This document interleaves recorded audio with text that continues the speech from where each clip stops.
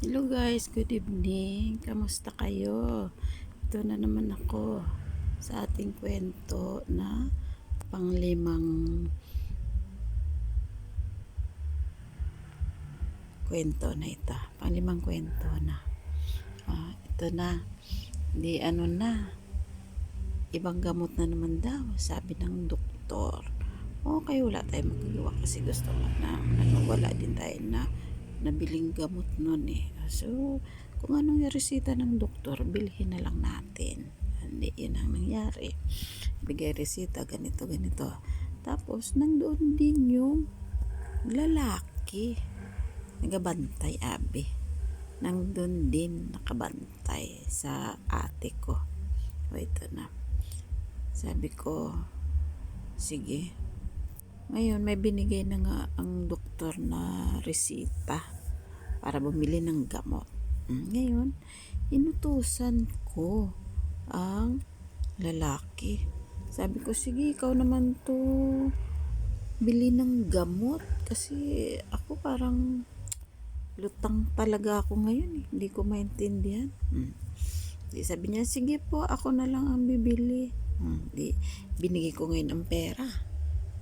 Yung pera na yun, pambili talaga ng gamot ng ate ko.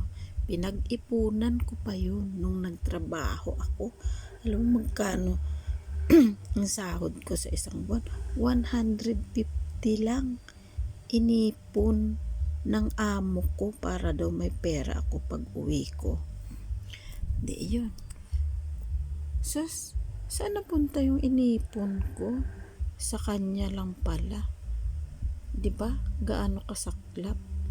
Pinaghirapan ko. Sa kanya pala igagastos. O ganito na. Di binigay ko na nga. Sa lalaki. Sabi ko, sige, ikaw naman bumili dun. Ito yung resita. Tapos, bumalik ka na lang para mapainom natin ng gamot ang ate ko. Bilis-bilisan mo lang para kako makainom ng gamot yung ate ko. Para kung sakali man yung maganda ang gamot na yan, di ma-recover siya, makarecover ng kanyang sakit. Hindi, yun na. Meron mo, umaga ko binigay ang pera. Inabot na ng 3:00 ng hapon. Hindi pa nadating. Hindi.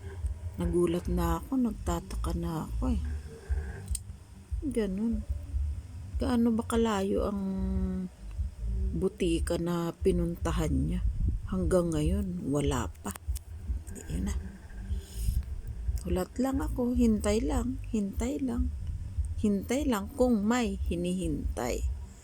Hindi. Aba, umabot na ng dilim. Wala pa rin. Diyos ko, alam mo ang ginawa ko dahil wala pa siya. Pumunta ako sa butika. Ang problema, wala naman sa akin ang resita. Diyos ko.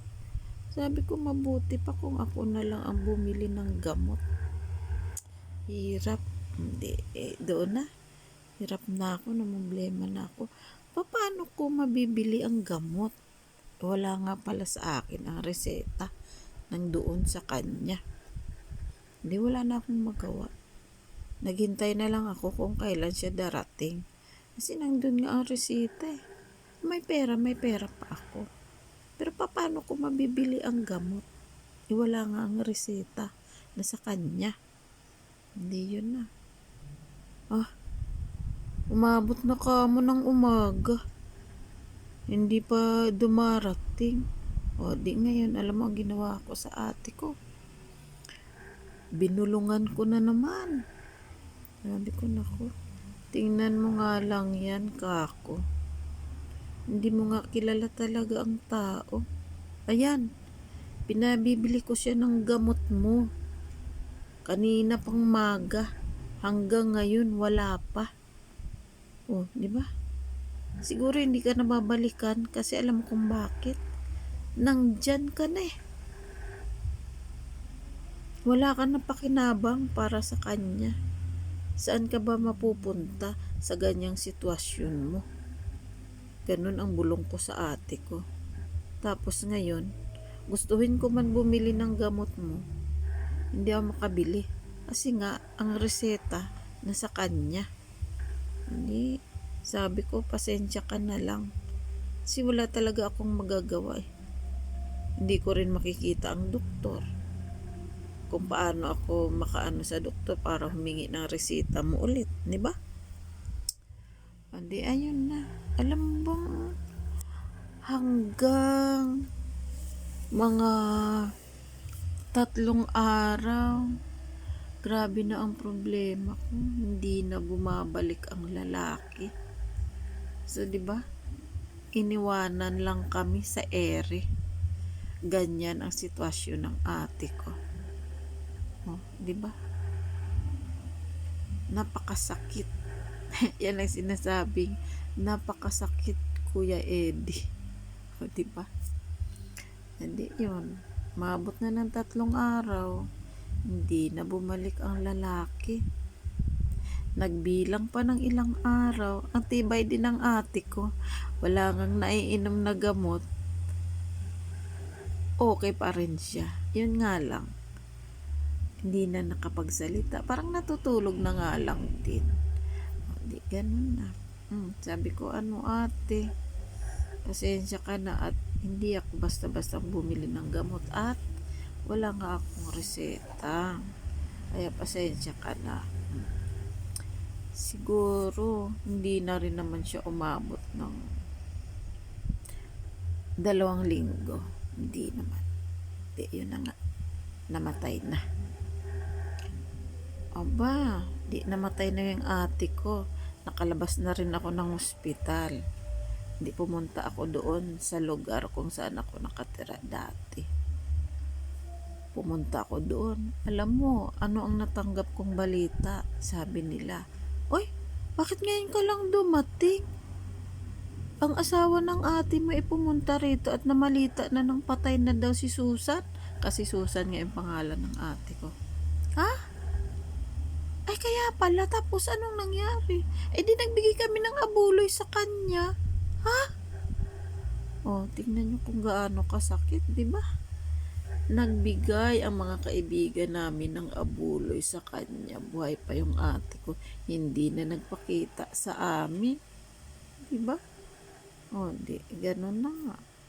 Sabi ko, grabe talaga. Grabe talaga, Diyos ko. E di yun na. Wala na akong magawa. Buti na lang kamo. May taga-Kapampangan na nakilala ko. Pati yung tsuhin niya. Yun ang tumulong sa akin naman. May binata siyang pamangkin. Hindi ganun na nga ang nangyari. Ano? Dahil wala nga akong kaalam-alam. Sa kanila ako humingi ng tulong dahil sila nga ang kakilala ko dyan sa banda sa malapit sa pinagtatrabahoan ko kasi sa ano sila sa palengke sila nagtitinda sila ng prutas. So doon ako bumibili sa kanila nang doon din yung lalaking pamangkin niya, yung naging tindero niya. Ganun na. Nangamusta. O Gina, kamusta na? Sabi ko, ito namatay na nga yung ate ko eh. Ah, ganun ba? Naku, ano ngayon ang laki ng problema mo. Opo nga, hindi ko nga alam po kung paano ang gagawin. Hindi ganun na. Punta na kami sa hindi, nasa morgue na nga. Kinuha na ng sa morgue. Alam mo ba, nanginginig yung dito at ginaw na ginaw ako. Grabe. Sabi ko may takip na ako ng tuwalya at kala ko napakalamig. Hindi ganun. Ay, Diyos ko, Panginoon. O, dito muna guys matatapos at mahababa na. Malapit na tayo mag-iyakan, guys. O, thank you, bye-bye. God bless.